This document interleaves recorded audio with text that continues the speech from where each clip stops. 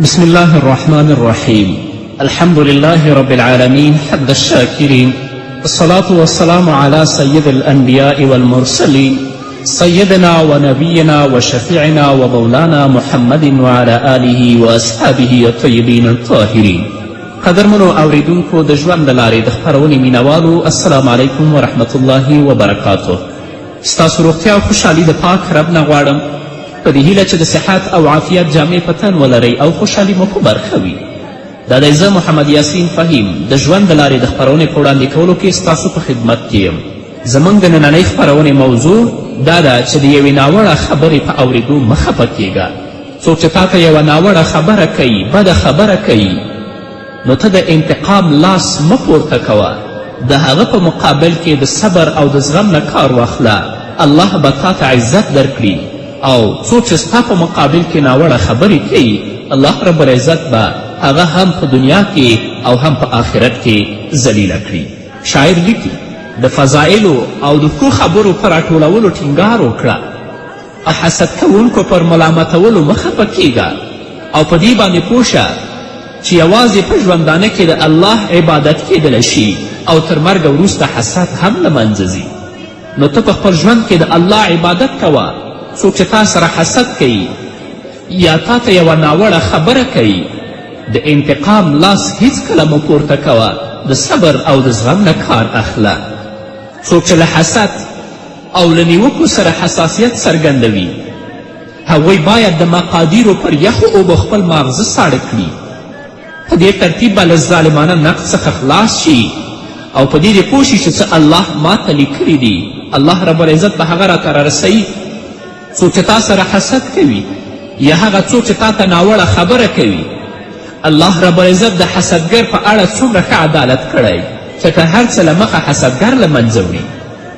څوک چې تا سره کینه کوي او ستا سره حسد کوي، هغه تل لپاره د خپل د زړه غوښې خوري، هغه تل لپاره د خپل د زړه وینې خوري.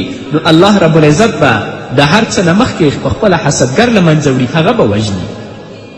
که په دنیا کې تا ته هر څوک هره ناوړه خبره کي، ته په هغه باندې صبر کوه. د الله په فیصله او د الله رب العزت په تقدیر باندې ته راضي اوسه، ځکه الله رب العزت د تا نه دفاع کوي او د الله رب العزت ملائکې تا ته بخښنه غواړي. مؤمنان درته دعا کوي. محمد رسول الله صلی الله علیه وسلم دې په آخرت کې شفاعت کوي، او په دې سربیره خپله الله رب العزت ارحم الراحمین ذات دی. خو په دې شرط چې څوک تا ته ناوړه خبره کوي، ته هغه ته بخښنه وکړې، د صبر او د زغم نه کار واخلي. که ته صبر وکړې، دا پخپله یوه نیکي ده، او یوه نیکي له 10 څخه تر 700 چندو پورې لیکل کیږي، او بدي فقط په خپل مثل سره الله درته لیکي، لکه څنګه چې رسول الله فرمایي.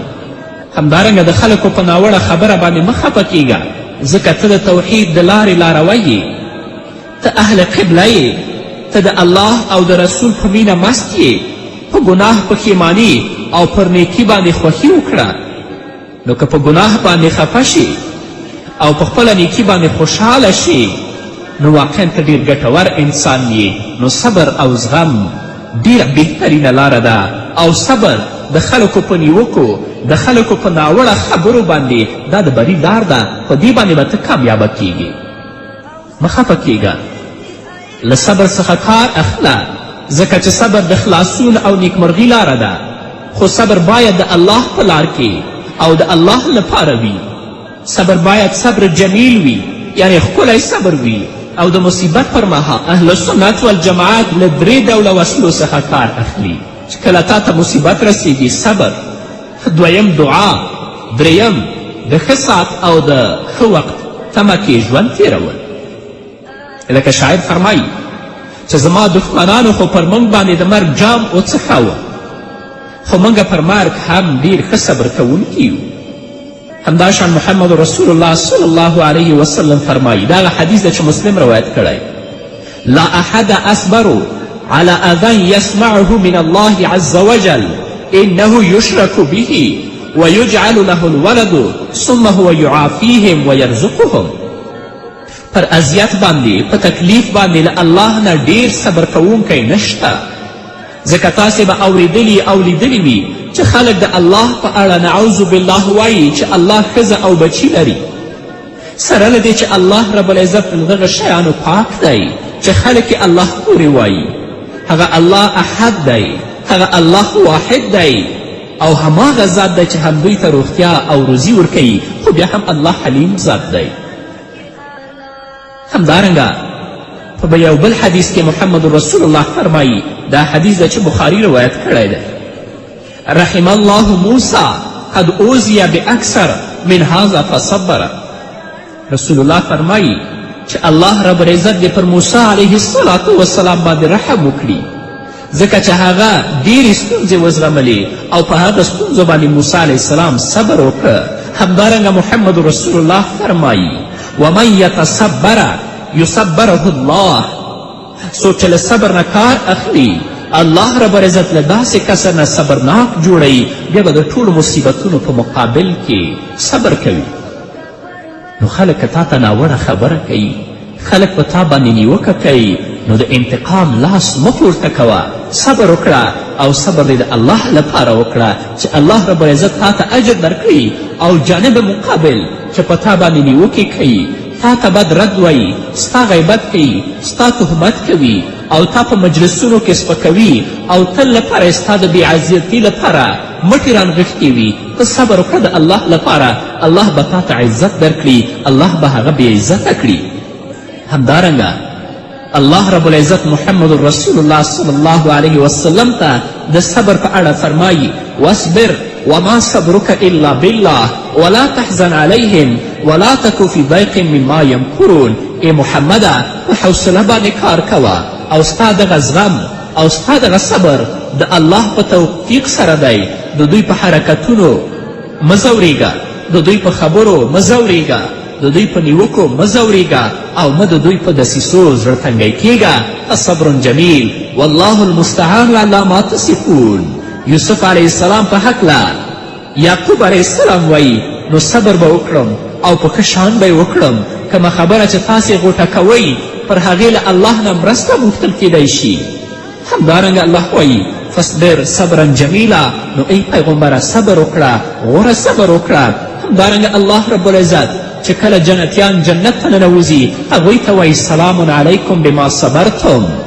الله به جنتیانو ته وایي چې پر تاسې دې سلامتیا وي څنګه چې تاسې په دنیا کې له صبر نه کار واخیست. همدارنګه الله رب العزت رسول الله ته وایي واصبر علی ما اصابک، او هر مصیبت چې در باندې راشي ورباندې صبر وکړه. همدارنګه الله فرمایي اصبروا وصابروا ورابطو، له زغم نه کار اخلئ، د باطل پرستانو په مقابل کې میړانه وښیئ، د حق خدمت لپاره ملا ټینګه وتړئ. حضرت عمر رضی الله عنه فرمایي موږ یوازې په صبر سره ښه ژوند څه کولی شو. نو تا ته هم که څوک بده خبره کوي، پر تا باندې نیوکه کوي، خو ته صبر وکړه د الله رب العزت لپاره. تاسو د رسول الله سیرت مطالعه کړئ، د صحابه و کرامو سیرت مطالعه کړئ، د انبیا علیهم السلام سیرت مطالعه کړئ چې هغوی ته څونه بدې ردې ویل شوي دي، څونه ناوړه خبرې د هغو په شان کې شوي دي، خو هغو بیا هم د الله لپاره صبر کړی، الله دوی ته عزت ورکړی دی، او الله رب العزت هغه خلک تباه کړي دي. کیدی شي په ژوند باندې تا باندې د رزق کمښت راشي، په تنګو کې مبتلا شي، خو بیا هم په دې باندې مه خفه کیږه، ځکه هماغه احد ذات خپل ټول مخلوق ته د روزي رسولو دنده پر خپله غاړه اخیستې ده. الله فرمایي وفي السماء رزقکم وما توعدون، په همدې آسمان کې ستاسې روزي هم شته، وما توعدون، او هغه شی هم چې له تاسو سره د هغه وعده کیږي. دا چې د روزي ویشنه د الله په لاس کې ده، نو بیا انسان ولې انسان ته چاپلوسي کوي او د روزي په پلټلو کې تنبلي ولې کوي؟ الله فرمایي وما من دابة فی الارض الا علی الله رزقها، په ځمکه کې هیڅ داسې کوم خوځنده او ساکښ نشته چې د هغه روزي د الله پر غاړه نه وي. همدارنګه الله فرمایي ما یفتح الله للناس من رحمة فلا ممسک لها وما یمسک فلا مرسل له من بعده وهو العزیز الحکیم. الله چې د هر رحمت دروازه د خلکو لپاره پرانیزي، څوک د هغې بندوونکی نشته، او کومه چې هغه وتړي له الله نه وروسته بیا کوم بل څوک د هغې پرانستونکی نشته ځکه الله ځواکمن او د حکمت خاوند دی ستا روزي الله درکوي کیدای شي چې په ژوند کې ته له تنګې سره هم مخامخ شي په تا باندې مصیبت راشي په تا باندې د رزق تنګیا راشي او بیا هم په دې باندې مه خفه کیږه ستا روزي وعده الله تاسو سره کړې ده د حق دښمنان په دنیا کې ډیر زیات دي د دین دښمنان په دنیا کې او په ټولنه کې ډیر زیات دي هغه به تل لپاره د حق په مقابل کې دریږي او هغه څوک چې د حق دفاع کوي په هغه به نیوکه کوي په هغه پسې به بده رده وایي خو الله به یې بیا هم تل لپاره دوی ذلیل وساتي او هغه کسانو چې د حق نعره پورته کړي د حق دفاع یې کړي الله رب العزت به هغوی ته د عزت ژوند ورکوي خو په دې شرط چې هغوی صبر وکړي ځینې داسې عوامل شته چې هغه مصیبتونه سپکوي اول له الله نه د اجر او ثواب غوښتنه انما یوفى الصابرون اجرهم بغیر حساب الله صبر کوونکو ته به خپل اجر بې حسابه ورکوي همدارنګه چې په مصیبت کې نور غمځپلي ووینه یو شاعر وایي که زما په خوا کې ډېرې ژړاګانې نه وای نو ما به له غمه د خپل ځان وژلی وای خپل راسته طرف د خپل چپ طرف ته وګوره تر تا پرته څومره خلک پر غمونو کې ښکیل دي درپېښ مصیبت دې وړوکی وګڼه دغه مصیبت د دین لپاره نه دی د خوښیو په مقابل کې پر مصیبتونو خوښي د بندګي ستر دلیل دی له تقدیر له پېښې تېښته نشته د هر څه واک د رب العالمین ذات په لاس کې دی نو که دا مسائل په خپل ذهن کې وګرځئ او پر دې باندې ژبه خلاصه کړې الله به ستا مصیبتونه سپک کړي قدرمنو اوریدونکو د خپرونې په دې وخت کې راځو لنډې دمې ته د مینه وروسته زموږ خپرونه دوام لري رقیب موایا چې لارې د ادغا ډکې دي رقیب موایا چې لارې د ادغا ډکې دي ما په لپو لپو لپو اوښکې تویې کړم لا هم شمع د ښکلي ګلزار نسوم نه په خوی نه په خصلات سوم د خوبانو خندنی لکه بلبل د ګلزار نسوم نه په خپلو کې حساب د پردا سوم نمای ستا درندارانو لکاله سوم قدرمنو اوریدونکو بیا هم زموږ سلامونه او نیکې هیلې ومنئ که ته په اسلامي ټولنه کې ژوند کوي د الله رب العزت لپاره کار کوي د توحید او د حق نعره دې پورته کړي د اسلام او د انسانیت دښمنان او باطل پرستان تل لپاره تا پسې بد او رد وایي په تا باندې نیوکې کوي ځان لپاره ګوښه ژوند غوره کړه د دې په خبرو باندې هیڅکله ته خپل سر مه ګرځوه له دغه ګوښه کېدو نه موخه له ابدي شرارت نه ګوښه کېدل دي چې زړونو ته خوښي ورکوي او غمونه له منځه وړي شیخ الاسلام علامه ابن تیمه رحمه الله فرمایي بنده ارومرو باید د الله د عبادت ذکر او تلاوت لپاره ځان ګوښه کړي او له ځان سره حساب او کتاب وکړي علامه ابن جوزی په سید الخاطر کې لیکي ما د راحت عزت او شرف له پلوه تر ګوښه کېدو پرته بل ښه عمل ونه لیده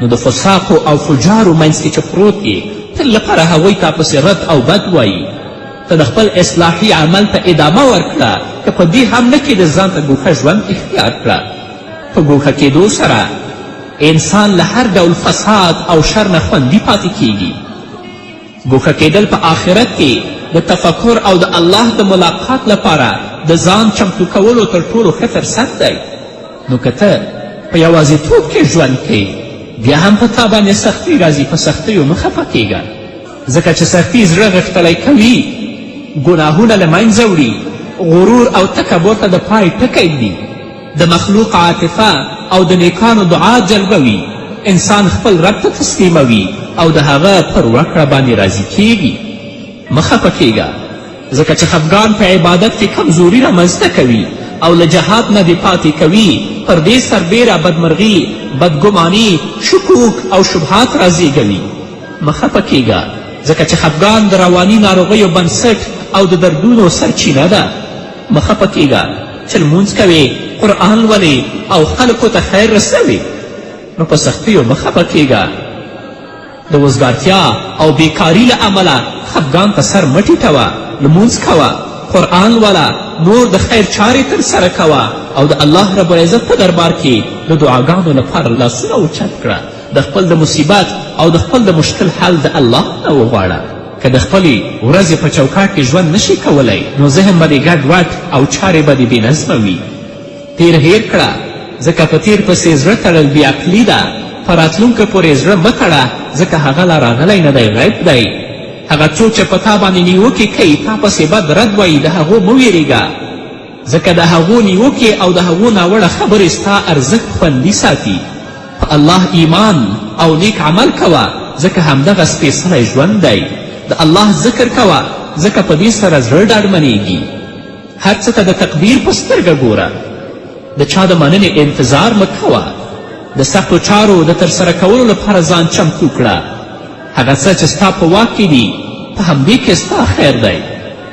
د بل چا مال پسې لاسونه مه غاړه. د مسلمان لپاره په څه کې خیر وي؟ په نعمتونو کې فکر وکړه او شکر وباسه، او سات په سات چې کومه ژوند ته په مخه کې لري، ته په هغه کې د خوښۍ انتظار کوه. په مصیبتونو کې دعاوې ډېرې ښې قبلیږي. مصیبتونه د سترګو مرهم او د زړه غښتلتیا ده. له تنګې سره آسانتیا مل وي. د ځان په اړه ناوړه پریکړه مه کوه. ستا رب د پراخه مغفرت خاوند دی. له غصې نه ډډه وکړه. ژوند ډوډۍ او اوبه او سوری دی، نو فکر مه کوه. ستاسې رزق آسمان څخه دی. له نورو غمزپلو نه پند واخله. الله رب العزت ته ګران خلک پر مصیبتونو اخته وي. د غمونو د منځولو لپاره دعاګانې کوه. ګټور عمل وکړه او له وزګارتوبه ډډه وکړه. په تا ویلي او ما ویلي پسې مه ګرځه. له چا نه د غچ اخیستنې په لټه کې مه اوسه. ستا مصیبت ستا د ګناهونو کفاره ده. نو الله رب العزت به دې د دنیا او د آخرت ژوند ښایسته کړي. خو دا هله چې ستا هر څه د الله رب العزت لپاره وي. د الفرج بعد شدت لیکوال لیکي چې په پوهانو کې یو تن په یو سخت مصیبت باندې اخته شو.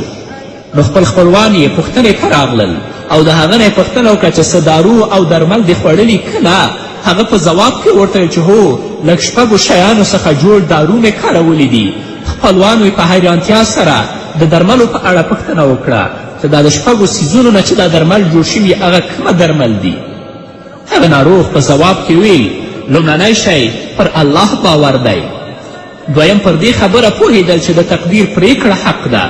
دریم دا چې صبر تر هغه څه غوره دی چې ممتحنین یې کاروي یا طبیبان یې کاروي، تر ټولو صبر غوره دی. څلورم دا چې که زه صبر ونه کړم نو څه به وکړم. پنځم دا اټکل کیدی شي تر دې لا زیات په شر کې پرېوځم.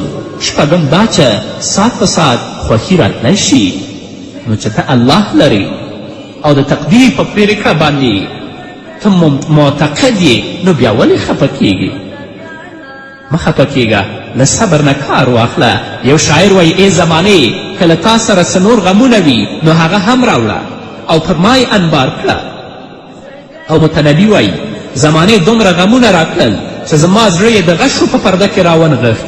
اوس چې غش شی راځي نو پر غشي لګیږي او ماتیږي، بل غشي لپاره ځای نشته دی.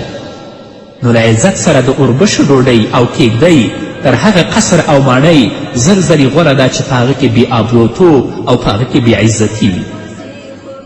د الله د رحمت نه مه ناامیده کیږه.